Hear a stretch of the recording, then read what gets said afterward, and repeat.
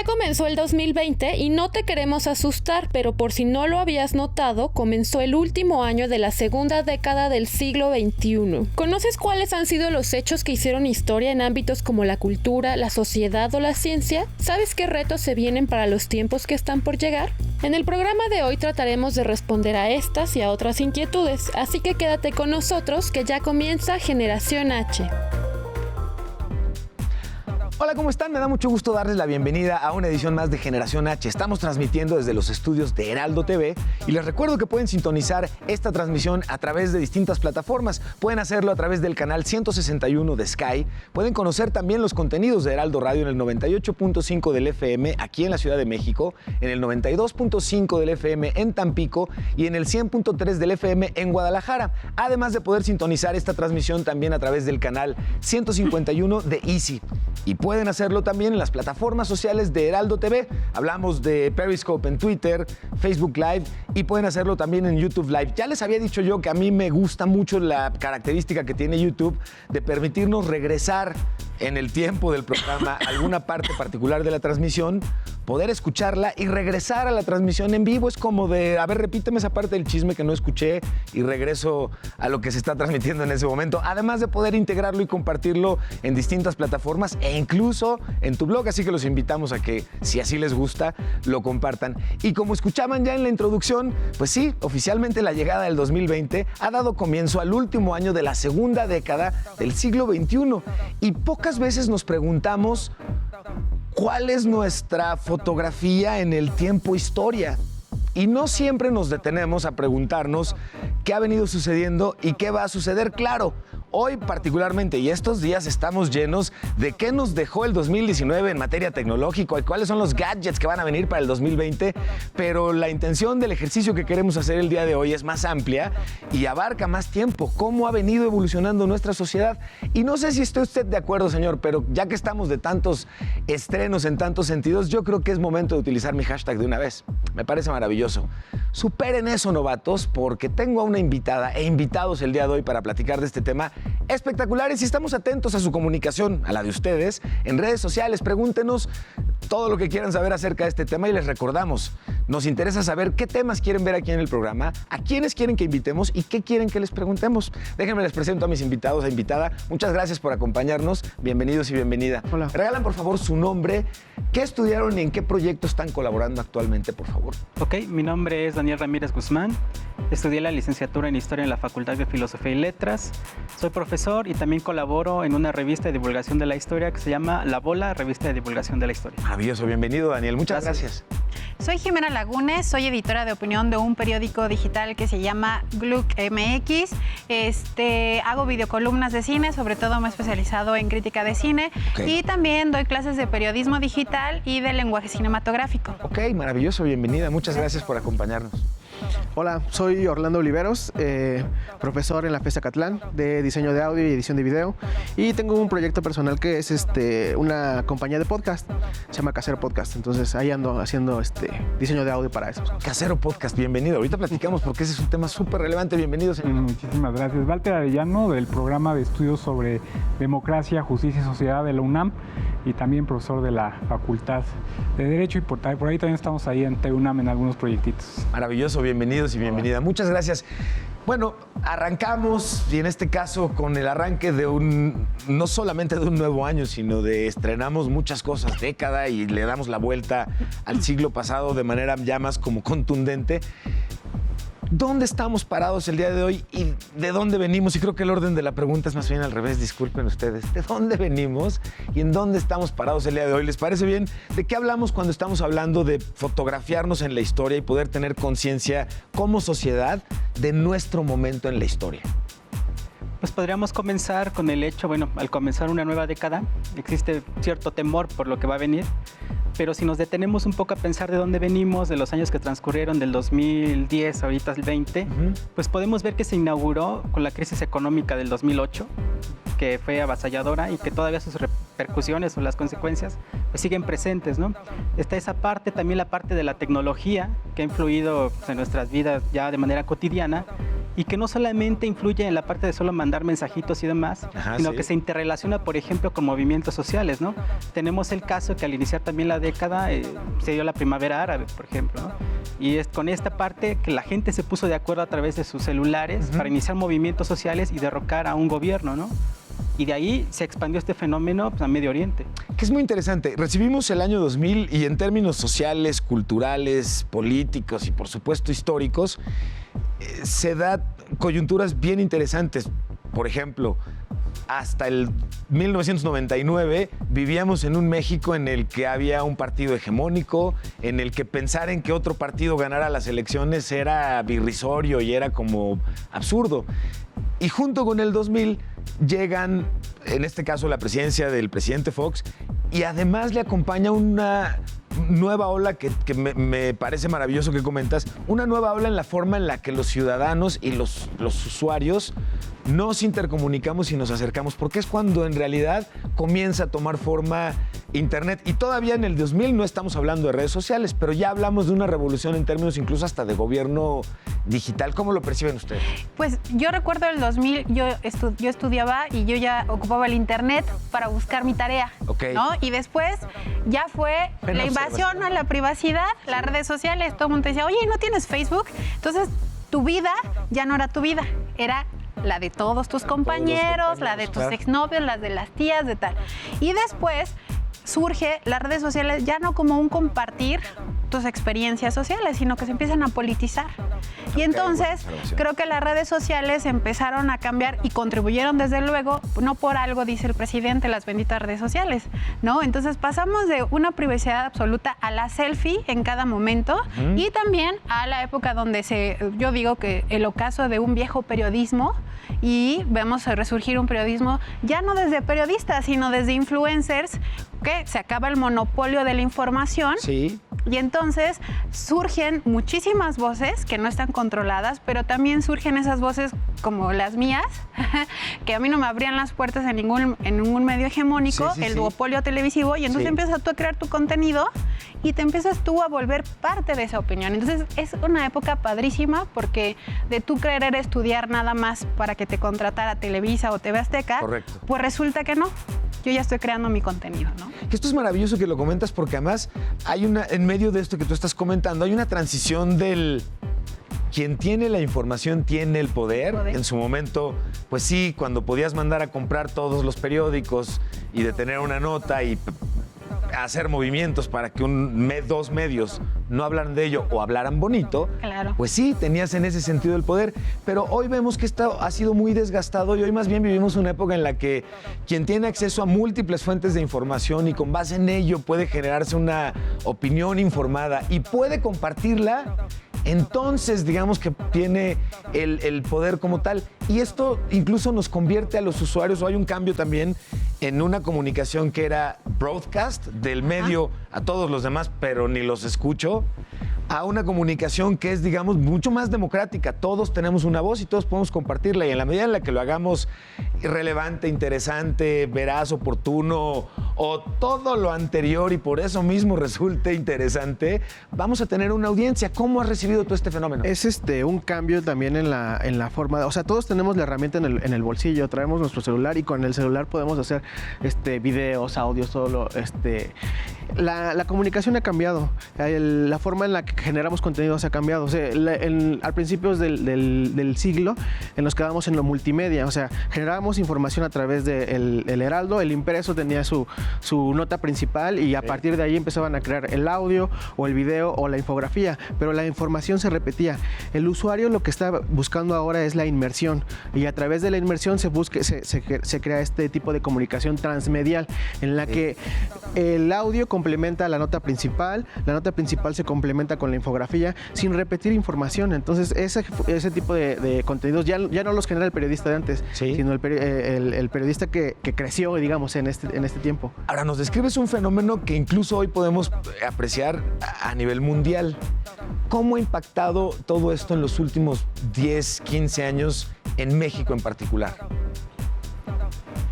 Por ejemplo, bueno, en el pelear por el micro, estamos de acuerdo. En la parte del año 2000, esta parte de la transición democrática, los dos gobiernos panistas y el regreso del PRI. Recordarán, por ejemplo, en el periodo igual de campaña, cuando surge el movimiento Yo Soy 132, que precisamente esta parte de las redes sociales y donde también estos actores, nuevos actores de la historia que podemos considerar los millennials, aparecen en escena, ¿no? Y son actores también de un movimiento que se opone, por ejemplo, al entonces candidato y después presidente, Enrique Peña Nieto, ¿no? Inicia esta oposición y que se va a dar, por ejemplo, durante sus 6 años de gobierno en medios, ¿no? Y presidente del meme, como comentábamos hace rato, pues es Peña Nieto, ¿no? Inicia esta parte también en donde se le quita a lo mejor igual a los medios de comunicación y a otros espacios esta parte de la crítica también de manera directa y más horizontal hacia el poder. Entonces, a través de las imágenes, videos y demás, ya la gente puede expresar su opinión y criticar al poder de una manera más directa. Sí.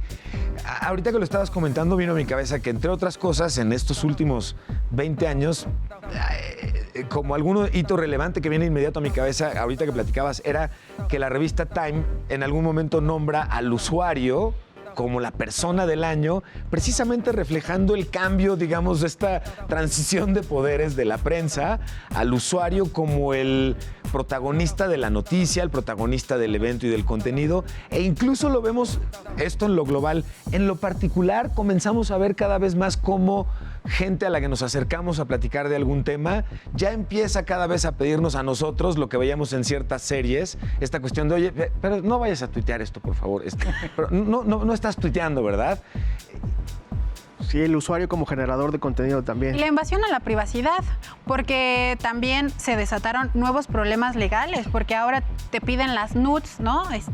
Y entonces las nudes ya pueden estar en el mercado negro. O sea, ha desatado, oye, pélame a mí, no a tu teléfono. Pero también creo que hubo un cambio de paradigma en los medios, porque después de la convergencia, estamos viviendo una convergencia digital que todavía no sabemos a cómo nos enfrentamos. Correcto. Recuerdo muy bien la ley Televisa, que así le llamaron, porque se estaban peleando por la cantidad de canales que querían tener.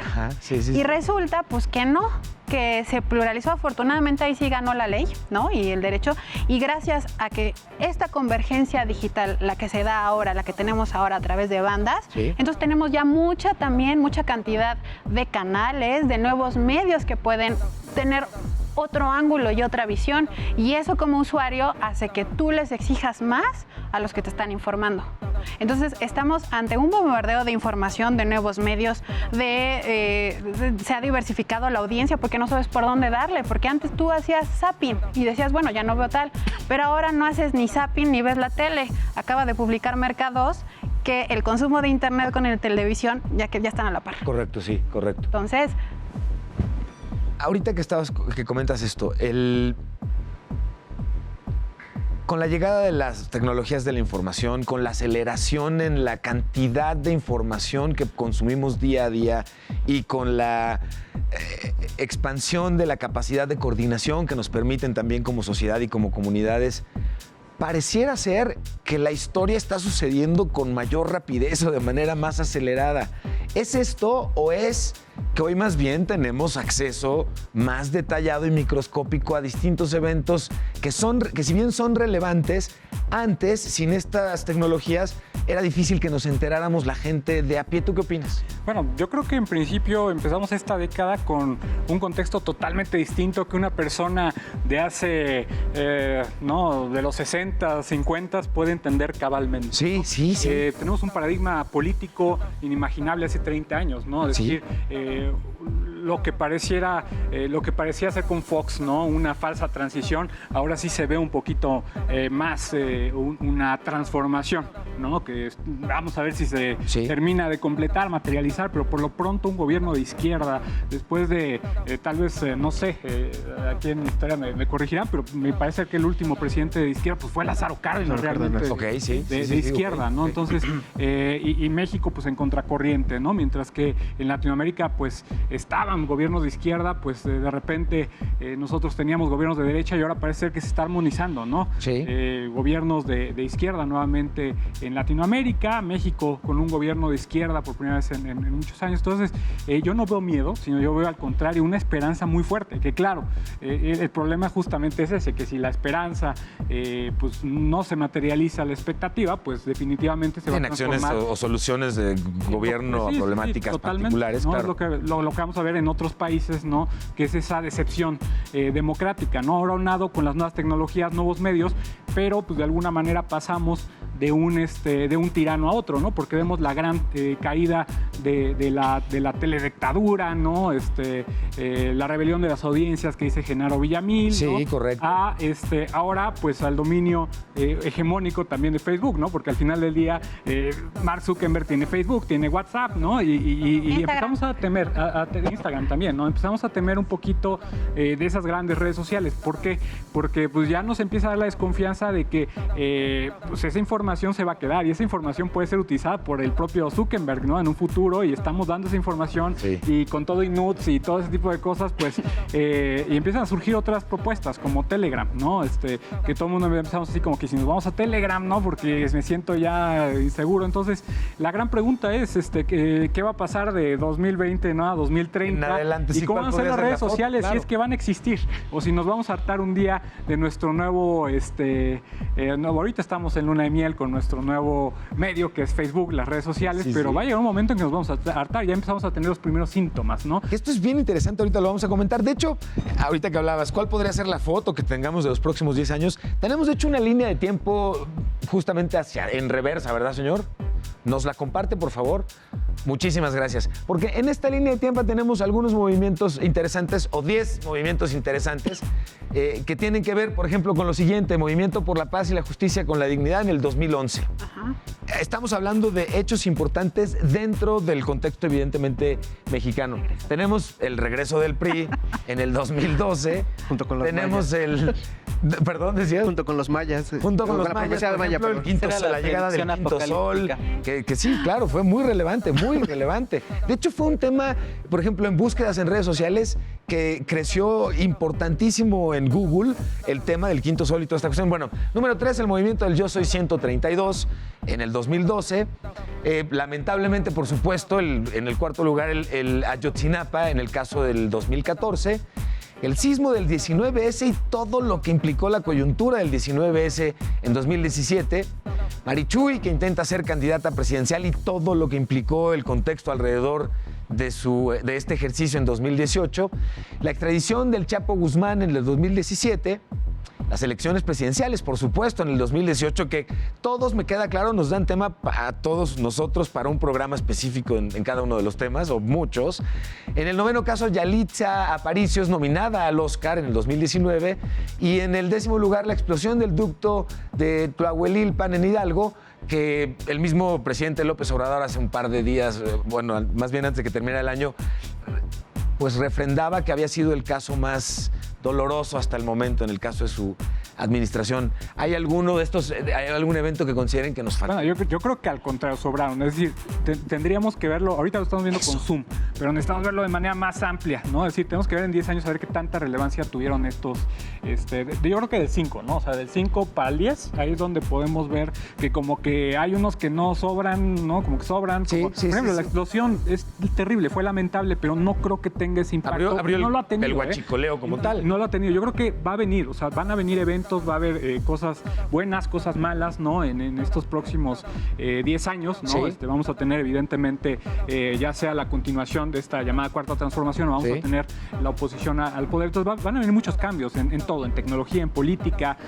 incluso en materia económica, porque vemos un hartazgo del sistema neoliberal en Latinoamérica, en México, ¿no? Vemos también en materia de medio ambiente, ¿no? Como realmente ya el sistema económico no está dando mucho. Entonces, yo creo que los grandes cambios de la década pasada, vamos a empezar a poderlos vislumbrar, yo creo que a finales de esta década. Me gusta esto que estás comentando, porque quizá aquí les pediría que ahora hiciéramos el ejercicio desde este tema que estás resaltando ahorita hacia los pasados 20 años. Y me refiero a lo siguiente.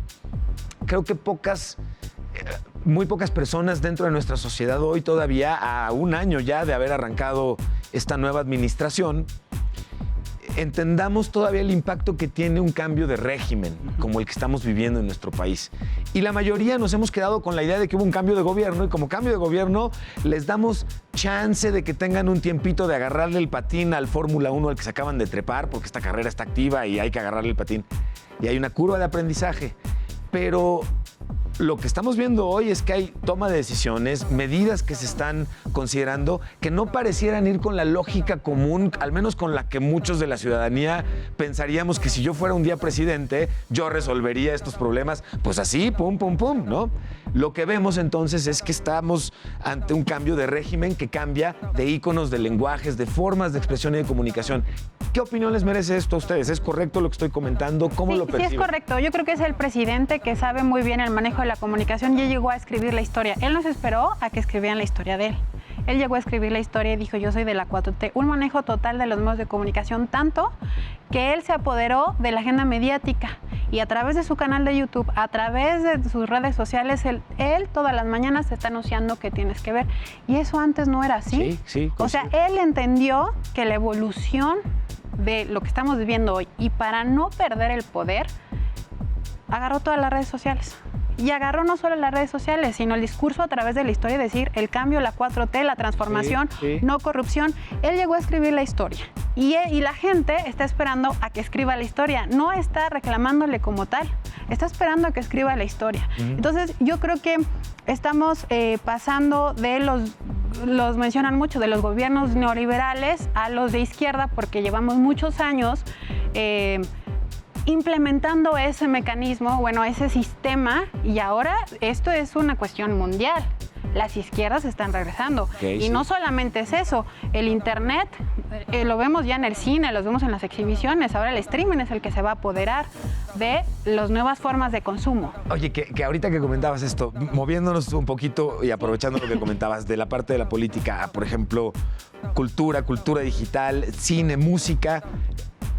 La evolución que hemos tenido en los últimos 20 años tiene también mucho que ver justamente con esta transferencia cultural que hoy se da con mucha mayor rapidez, y también vemos que las modas hoy son cada vez más efímeras, más cortas, pero también pareciera que son más potentes. ¿Cuáles son los cambios que consideran ustedes relevantes que se han dado, por ejemplo, dentro del cine, de la música en los últimos 20 años? En la música es súper evidente. O sea, hace 15 años todavía cargábamos con nuestro iPod y ahí teníamos nuestras canciones. Ay, no recuerdo. Y ahora, sí, qué melancolía. Ahora todo el contenido lo tenemos todo el contenido está en la nube y tú escuchas lo que quieres. O sea, creo que por ahí va el cambio en el mercado, en la industria musical.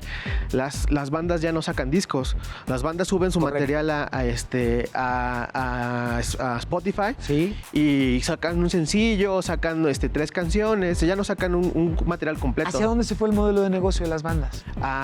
El modelo de las bandas y de la música siempre ha estado en realizar los conciertos. Es el concierto, la playera en el concierto, el disco en el concierto, pero ya no es firma de contrato que de un día para otro salís del garage a Beverly Hills y tal, ¿y la qué? Sí, no, las chelas que también están bien caras, no es el negocio ahí de los festivales. Las chelas, claro. No, mira, fíjate, en materia de cine, por ejemplo, ve cómo este rollo ha cambiado. Es decir, cómo la versión trillada del héroe todo bondadoso que se caía en el maniqueísmo del todo bueno, que siempre el héroe se ha transformado categóricamente, particularmente desde Breaking Bad, ¿no? Es decir, desde Breaking Bad y a la fecha, ¿no? Como que todavía nos estamos enfocando ya en ese héroe que es muy humano, que también ve ese lado negativo, o sea, que es humano, pues, o sea, que no puede ser bueno del todo, que al contrario, tiende a ser malo, pues. Correcto. Como por ejemplo lo vemos en el clásico, creo yo, de esta generación, que ya es de la década pasada, pero yo creo que va a ser el equivalente al Trainspotting, que fue en los 90s, ¿no? O otras películas de 80s, 60s, el Naranja Mecánica de la generación,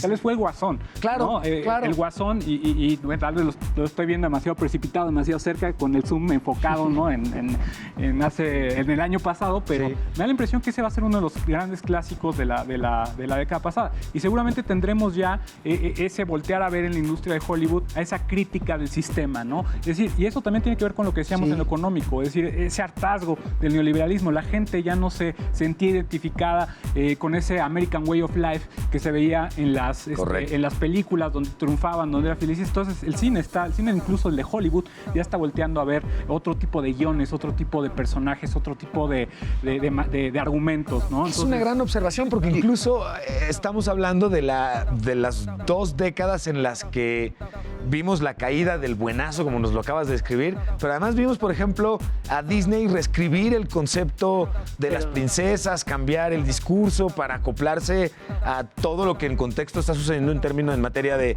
género, de equidad. Es que contrario a lo que se piensa, estamos pasando de lo global a lo local. ¿Y qué está pasando? Entonces, Netflix... Buena observación, ok. Sí, Netflix lo que está haciendo, bueno, ahora tenemos un problema de consumo, como lo había comentado anteriormente. Entonces, tienes varias plataformas de streaming. ¿Qué hace Netflix para poder apoderarse en los próximos 5 años? ¿Qué es lo que vamos a ver? Él está produciendo en India, en México, en Estados Unidos, en Brasil, contenidos locales, porque sabe qué es lo que lo va a mantener. Sí, si buscan estas series que impacten de manera internacional para poder seguir siendo hegemónicos, pero lo que estamos viendo ahora es que estamos pasando a lo local. ¿Y qué pasa? El consumo, como va a ser en internet, y a pesar de que dice uno, no, es que estoy muy comunicado, la gente está volviendo a los orígenes. Sí, y entonces estamos pasando a consumos locales, que es lo que a mi parecer, haciendo una proyección de cómo se está viendo el consumismo en redes sociales, en audiencias, streaming, va a pasar eso, vamos a volver a lo local, porque ya estamos hartos de que nos digan cómo ser. Y es de ahí que surge tanta proliferación de influencers, y son los que realmente se están comiendo el mercado, porque son los creadores de contenidos que van a grupos especializados. Hablan mi idiomas, van y visitan y recomiendan los lugares que conozco y que puedo visitar y a los que me puedo acercar. Que de hecho el concepto como tal es glocal, justamente, esta combinación de lo global con lo local, que me da pie para poder preguntar y chismear con ustedes al respecto de el impacto que ha tenido justamente esta economía de lo compartido o el sharing economy, que le ha dado la vuelta a muchas cosas, no solamente al consumo de contenidos, Airbnb, justamente hasta el hospedaje. Antes, quisiera retomar para cerrar la parte del cine que estábamos comentando. Teníamos en la lista, entre uno de los hitos relevantes de las últimas 2 décadas, pues Yalitza y la nominación al Oscar. Y no solo la nominación al Oscar, sino evidentemente todo lo que movió en términos culturales, sociales y de la industria, con los comentarios tanto positivos como negativos que generó. ¿Qué opinión les mereció? Pues hay que recordar primero una cosa, ¿no? Finalmente Disney, las producciones hollywoodenses y demás es negocio. Y finalmente este mismo sistema neoliberal va a ir adaptándose a lo que demanda también la gente. O sea, no se nos haga un poco extraño, por ejemplo, que las producciones locales, como le llamaron, o por ejemplo en Estados Unidos haya una entrada de personas afroamericanas ahora, porque hay también una gran parte de corrección política que trata de darle entrada a esas cabidas, porque hay una demanda también. Si entró Yalitza tampoco es casualidad. O sea, hay un sondeo también de mercado con el que se identificó, pero también recordemos las críticas que hubo, por ejemplo, de que se incluyera a Yalitza, ¿no? Correcto. Por ser indígena y demás, y otra parte del sector de la población saltó, como se han saltado también en Estados Unidos ante la entrada de, por ejemplo, con esta otra película Black Panther, actores en su mayoría de color, afroamericanos. Pero pues no es casual, se van adaptando a las circunstancias porque finalmente es un modelo de negocios que lucha por sobrevivir. Que ahorita vamos a regresar a platicar de este modelo de negocios. Antes déjenme hacer un corte, pero quisiera preguntarles para responder al regresar si están de acuerdo ustedes en que esto sea cierto o falso. Y sería a la siguiente afirmación. Roma, de Alfonso Cuarón, es la primera película mexicana que ganó el Oscar a la mejor película en lengua extranjera. ¿Cierto o falso? Lo respondemos ahorita que regresemos. Los invito a que veamos nuestra agenda universitaria y además extiendo nuevamente, como siempre, la invitación que tenemos. Universidades, grupos de trabajo, comunidades, proyectos en particular que tengan algo que compartir, un curso, un taller, un simposio, avances en su proyecto, compártalos con nosotros a través de las redes sociales de Heraldo TV, que aquí en Heraldo TV nos encantará compartirlo a través de nuestro programa. Vamos a hacer un corte y regresamos a platicar.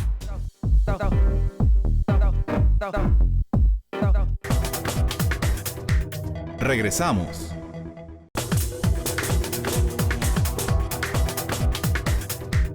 Continuamos. Ya estamos de regreso y bueno, a lo largo del programa, qué sabroso es ir arrancando y agarrando ritmo en términos del año, pero qué interesante el ejercicio de poder revisar no solamente qué pasó relevante el año pasado y qué podría suceder el siguiente año, qué ha pasado en estas últimas 2 décadas, conscientes del tiempo en el que estamos viviendo en estos momentos y hacia dónde podría estar llevándonos hacia adelante en el tiempo la situación en nuestro país y además a nivel mundial. Y parte de lo que hemos tenido la oportunidad de ir platicando nos ha llevado por un recorrido tanto en lo político, lo cultural, hablamos ya un poco de cine. Estábamos platicando y les preguntaba yo antes de irnos al corte sobre si en el caso del cierto o falso, en el caso de Cuarón, la película de Alfonso Cuarón fue la primera película que ganó el Oscar a la mejor película en lengua extranjera. ¿Esto es cierto o es falso? No, es cierto. Falso. Es cierto. Oye, No, pues ya se puso interesante. Mira, ¿verdad? le contestaría como millennial, ¿no? Lo voy a googlear, ¿no? Pero yo recuerdo que fue otra. pero yo creo que sí es falso. Ya había ganado, creo que es había falso. ganado, no sé si una ya italiana. había pero- ganado otra, creo que... Esto es cierto, nos dice nuestra redacción. Gracias, Karen. Es que yo lo estudié, nada más no quería decirlo, pero La bueno. película del director Y tu mamá también, en 2001, hizo historia en la 91 entrega de los premios de la Academia de Artes y Ciencias Cinematográficas y además Cuarón se llevó los premios a Mejor Fotografía y a Mejor Director. Y además provocó un fenómeno muy interesante dentro del cine mexicano, muy particular, ¿no? No solo Cuarón, sino bueno, todo la super banda mexicana. Yo creo que tiene mucho mérito Cuarón, tiene mucho mérito Lubezki, pero creo que el éxito de Roma viene precedido de la gran campaña que hizo Netflix para poder posicionar la película para los premios. Completamente de acuerdo. Sí. Señalas una coyuntura increíble además, a nivel industria. Venga, por favor. Si Roma no hubiera entrado en este choque con las distribuidoras aquí en México o con las exhibidoras, El berrinche que había que pedían de la ventana de exhibición previa exactamente. y tal, ¿ok? Yo creo que si no hubiera habido ese choque, Roma no hubiera tenido el éxito que tuvo a finales del año pasado. Tengo ahí mis encuentros con Roma, Sí, sí. mis sinsabores. O sea, Sí. es una película muy bonita, pero Sí. creo que la historia es muy floja. El guión es muy flojito. Sí. Y, Yo también no me latió tampoco. y creo que fue mucho el hype que hizo que la gente fuera a Pero más allá de que te guste o no, el impacto que tuvo fue real. O sea, tanto que Cuarón salió diciendo vamos a legalizar el trabajo doméstico para que las trabajadoras domésticas tengan también prestaciones sociales. O sea, el impacto que logró Roma fue la primera película que se exhibió en Los Pinos, la primera vez que Los Pinos se abre al público. O sea, el mensaje era claro, hasta pudo haber sido tomada como una película de propaganda sin serlo, porque el mensaje era apoyar a los indígenas. ¿Por qué? Porque el personaje al que retratan es una mujer indígena que no sabe siquiera si está embarazada. O sea, es una crítica muy fuerte a este abuso de la clase dominante que secuestra. ¿No? El empaquetado de todos estos mensajes me parece que fue buenísimo. Los mensajes Claro. eran per se súper explotables. Suceden además en un contexto, época muy 70s. particular que A ver. era como mechita.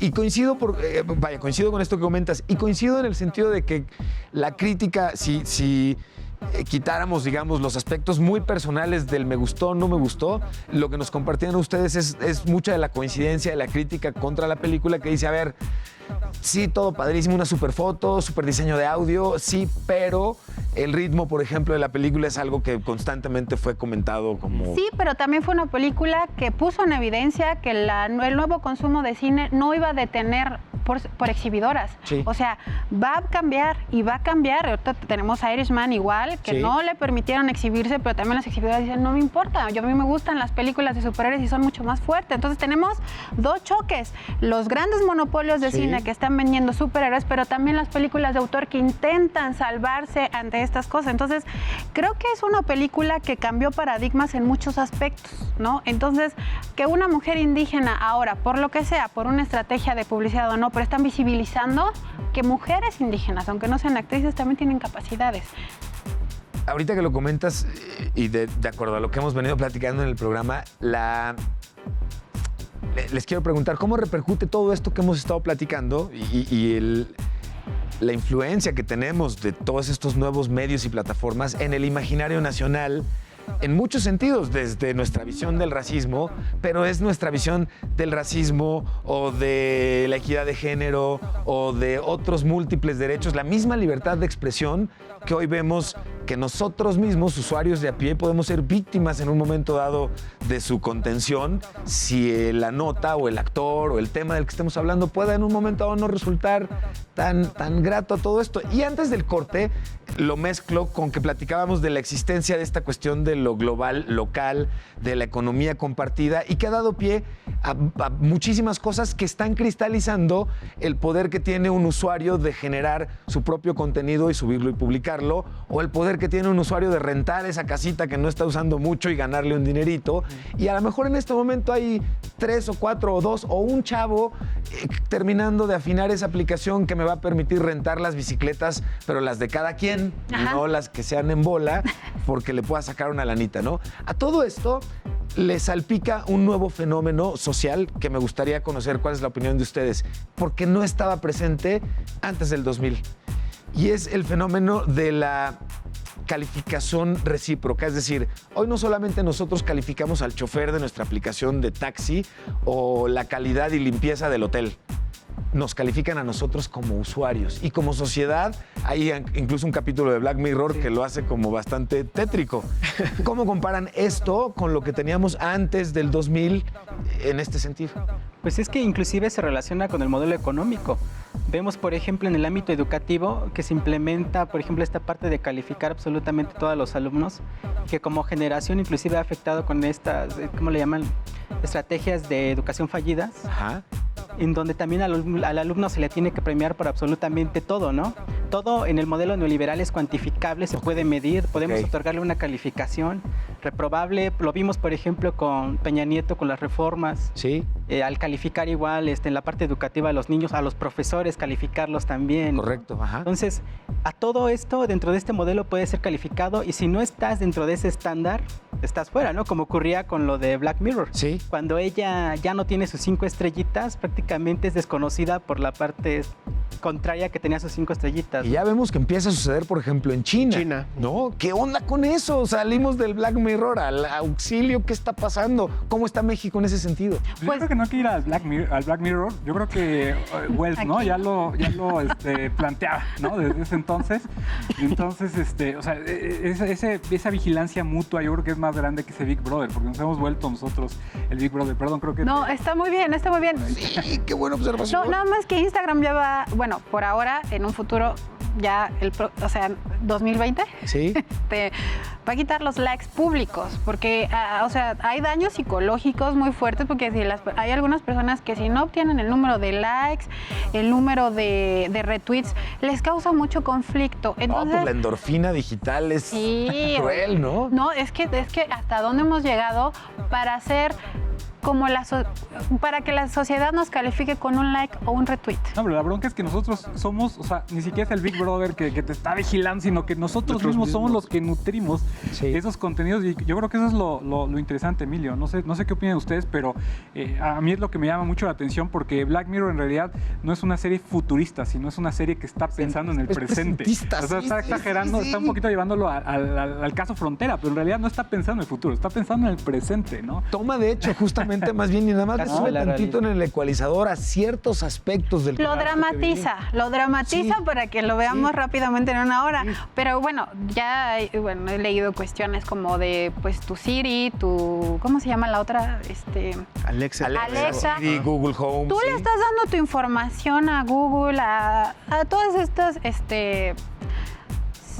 pues compañías, para que sepan por dónde atacarte, qué quieres. Entonces, híjole, creo que estamos más que nunca, bueno, hay un documental buenísimo en Netflix sobre el Cambridge Analytica, de pues que te dijeron lo que querías escuchar para que ganara, es un gran ¿no? documental. Ese de Hack también, que es como una continuación en ese sentido, pero además algo muy relevante en este sentido que tú estabas comentando, la conciencia o el dilema.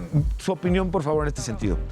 Hoy vivimos un dilema en el sentido de lo siguiente: a mayor información mía en el entorno digital, más enriquecida la experiencia, más personalizada. Y esto es bueno. Más inmersivo. Pero a mayor información mía en el entorno digital, pues se incrementa la posibilidad de un uso no adecuado de mis datos personales, con lo que implica, y yo iba a decir, con la consabida consecuencia, pero no, ahí está el problema. No está. La no sabida consecuencia. No está regulado, no está regulado. Esa es la lucha de esta década. La lucha por los datos, la lucha por las ideologías y la lucha por la defensa de la privacidad. Eso va a ser la lucha de esta década, desde mi perspectiva. Digo, estoy viendo fantasmas, pero eso va a ser justamente la lucha que nosotros vamos a tener que enfrentar. El alto, así como ahorita a esa otra transición importante de los alimentos, ¿no? Que ya debe venir claro cómo se alimentan. Correcto. Así también van a venir, yo creo, vamos a tener que luchar para que cada vez que uno baje su aplicación vengan entendibles los contratos de cesión de privacidad. Hay una regulación, pero es muy incipiente, sí, ¿no? Entonces yo creo que por ahí va la lucha, Emilio, ¿no? No sé qué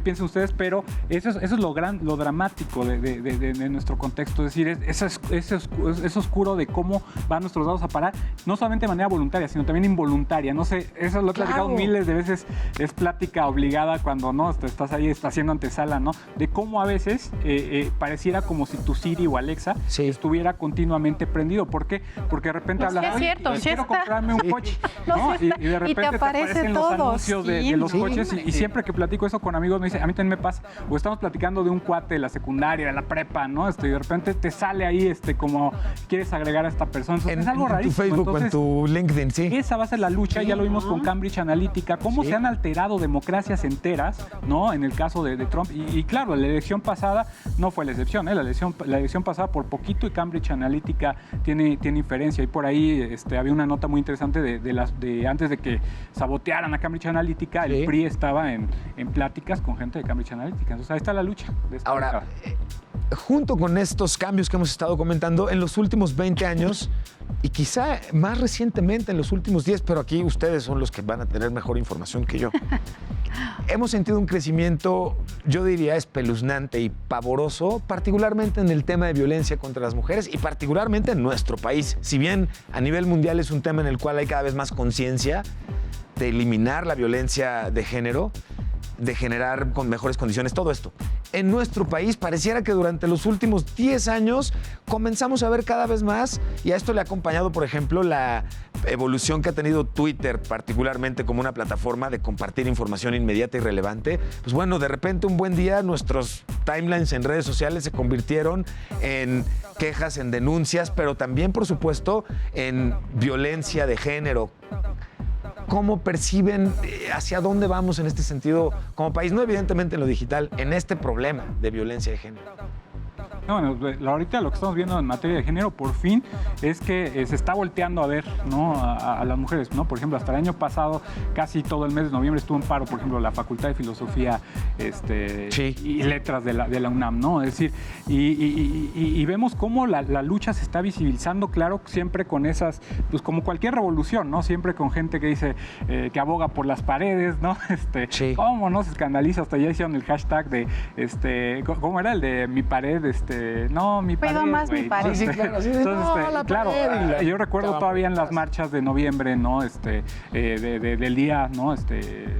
Me parece es de la equidad de género, no recuerdo cómo se llama exactamente, pero justamente en una portada de un periódico decía que era irreversible el daño a los monumentos históricos, y en pequeño una pequeña nota que decía de que 3 mujeres fueron violentadas y asesinadas. Entonces yo creo que esto es el comienzo de por fin pues un avance en materia de equidad de género que realmente no lo hay, ¿no? Sí, coincido. El asunto es que no se quede únicamente en que se evidencie en redes sociales, ¿no? Sino que por ahora el nuevo gobierno tiene ese reto, o los gobiernos que haya en los diferentes lugares, de convertirlo en políticas públicas, para que no se quede únicamente en el hashtag MeToo y demás, la denuncia y demás, sino que se convierta ya en políticas públicas, y que además se sanen los sistemas judiciales para que la gente confíe otra vez en ellos, que es una cosa muy difícil, pero es el reto también que yo veo para la próxima década. Esa coordinación entre todos los actores involucrados, es decir, sociedad civil, academia, empresas, gobierno, para atender el tema de manera coordinada, es todo un reto. Tenemos, de hecho, un ¿sabías qué? Relacionado, ¿verdad, señor? ¿Me lo comparte, por favor? Este es un ¿sabías qué? Relacionado con la alerta de género que se dio en 2019. Me encanta utilizar el 2019 como si habláramos ya de mucho tiempo en el pasado. De feminicidios, ¿verdad? Lo tenemos ya. Y esto es considerando, por favor, pongamos atención en lo siguiente. México es el segundo país en América Latina y el Caribe con más feminicidios. El segundo país. Entonces, esta parte, en realidad, sí es como toda una alerta. ¿Sabían ustedes que justamente México es el segundo país de América Latina y el Caribe con más feminicidios? Y no solo eso, ya ahora que entró en vigor la alerta de género en la Ciudad de México, son 14 estados ya que la poseen. y pues son otros 12 que están alegando, buscando. Entonces, o sea, es México en alerta de género. Así es.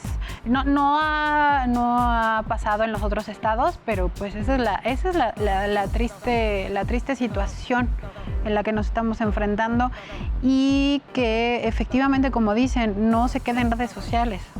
Si no se acaba la corrupción, la impunidad, sí, y el sistema de víctimas en México como se maneja, no va a haber ningún cambio, ¿no? También la parte cultural y educativa, porque también aparte de cambiar eso, tenemos que mirarnos en el espejo como sociedad, sí, y ver qué modelos o en qué nos hemos equivocado, por ejemplo, con esta parte del machismo y demás, y reconstruir nuevos modelos, sí, también de mujer y de hombre, de sociedad, en donde haya esta equidad, ¿no? Es que en esto que tú estabas comentando, y coincido completamente, es que el reto es enorme, o los retos son enormes, y tenemos de hecho un reportaje sobre cuál es este futuro que el gobierno nos está planteando y cuáles son aquellos hitos a los que querríamos ir llegando. Vamos a verlo juntos y regresamos. Se ha ido, híjole, como año nuevo este programa, caray. Vamos y venimos. El presidente Andrés Manuel López Obrador, en su primer informe de gobierno, llegó con 32 compromisos cumplidos de un total de 100 que anunció en el Zócalo el 1 de diciembre de 2018. A un año de haber asumido la presidencia de México, estas son las promesas cumplidas. Canceló pensiones a expresidentes, se bajó el sueldo, y el de los funcionarios nadie ganará más que el presidente de la República. Creó la Guardia Nacional, desapareció el Estado Mayor Presidencial y el Centro de Información y Seguridad Nacional, el CISEN, así como canceló la reforma educativa. Canceló además la construcción del nuevo aeropuerto del Internacional de la Ciudad de México, vende el avión presidencial y toda la flota de aeronaves oficiales. Aumentó la pensión para adultos mayores a 1,200 pesos y a discapacitados. Otorgar becas para alumnos de niveles medio superior, para la capacitación en el trabajo y a personas con discapacidad. Reuniones diarias con el Gabinete de Seguridad, conferencias diarias con los medios de comunicación, la creación de una zona franca en la frontera con Estados Unidos, no vivir en la residencia oficial de Los Pinos y convertirla en un centro cultural, la desaparición del Estado Mayor Presidencial y del Centro de Información de Seguridad Nacional, así como dio precios de garantía para pequeños productores, fusionó Diconsa y Liconsa, creó 266 coordinaciones de seguridad a lo largo y ancho del país. Además, someterse a la revocación del mandato, prohibió gastos innecesarios en el extranjero, la no intervención, la solución pacífica y la igualdad jurídica en cuanto al manejo de la política exterior, el otorgamiento de créditos a la palabra, no ha incrementado el precio de las gasolinas ni ha aumentado los impuestos. Heraldo Media Group, Luis Pérez Courtad. Ya estamos viendo, tenemos como país, como sociedad, conscientes de que hoy estamos hiperconectados, que hoy todo lo que hacemos como individuos tiene un impacto finalmente casi inmediato en todos o en la mayoría de nuestros círculos. Vemos un gobierno que ya no se da el lujo de hablar solamente del gobierno hacia los demás, que podemos agarrarlos a tuitazos y funciona, y me parece que es una maravilla. Y vemos un país que está con muchas oportunidades en la medida en la que no solamente las tecnologías para la información, hay muchos elementos que nos dicen, oye, sí hay camino, o pareciera verlo. ¿Qué opinión les merece o qué entusiasmo les despierta no solamente el 2020 que estamos arrancando, sino esta siguiente década? Yo veo para la siguiente década 4 puntos principales. 1, la década de la equidad de género, por supuesto, tiene que ser así. La defensa de los derechos de los usuarios, la recuperación de la democracia y la caída del neoliberalismo. Esos tienen que ser la agenda principal desde esta década, desde mi perspectiva. Buenísimos ejes, coincido completamente, buenísimos, señor. En cuanto a la comunicación y el periodismo, creo que tenemos que seguir procesando este asunto de la transmedialidad, la inmersión, ir detectando el asunto de las fake news, que también es un rollo que afecta súper en la forma en la que nos comunicamos y en la forma en la que se informan el resto de las personas, porque, por ejemplo, nosotros podemos detectar qué es cierto y qué es falso, pero la gran mayoría de las personas que tienen Facebook o que están en Twitter no lo pueden checar de manera inmediata, no tienen el fact-checking tan rápido. Hay que estar poniendo atención ahí. ¿Dónde podemos visitar tu proyecto, señor? Mi proyecto es, estamos en Facebook, es Casero Podcast, ahí traemos varios programas. Ok. que hay comedia, hay cine y todo esto. También estamos preparando un asunto de noticias. Y ahí estamos en Facebook, Casero Podcast. Te vamos a poner muchísimas también estamos en Spotify. Tu contacto en redes sociales, discúlpame. Es @Walter Marellano, ¿no? Es esto en Facebook y en Twitter. Y por cierto, de mi proyecto, que es el programa de estudios el programa universitario de estudios sobre democracia, justicia y sociedad de la UNAM, vamos a tener justamente un MOOC, un Massive Online Open Courses, ¿no? Tenemos una infrastructure, ¿no? Ahí tenemos uno en esa plataforma, no se puede decir que es Coursera, es una aplicación. Vamos a tener un curso justamente de periodismo digital y combate a las fake news, ¿no? Hay que estar a tu pues, si los compartes la info aquí en la agenda universitaria del programa, la presentamos en los siguientes programas. Redes sociales y contacto, por favor. Mis redes sociales, bueno, solamente manejo Twitter, que es @JimenaLadu. Y mi proyecto es digital. Busco siempre a jóvenes que tengan que opinar de algo para que tengan su columna. El proyecto es que los jóvenes nos hagamos escuchar y esta plataforma en la que trabajo es para que nosotros también tengamos voz. Muchísimas gracias por acompañarnos. Señor, redes sociales. Redes sociales, Twitter es @dan_NRG. Y también los invito a que visiten www.labola.com.mx, que es esta revista de divulgación de la historia. Eso es todo. ¿Me puedo tomar una selfie con mis invitados, señor? ¿La ves? Estamos estrenando nuestro álbum para el 2020 con todos nuestros invitados e invitadas. Ahí estamos. ¿Es algo? Sí. Ahí estamos todos, claro, señor. Sí. Ahí estamos, ¿listos?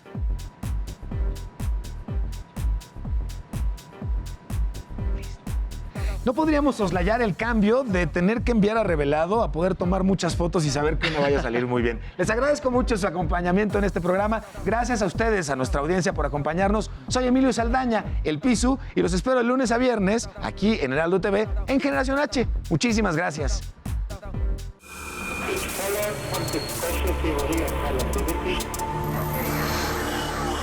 Existe vida en Marte. Hemos hablado de las enfermedades.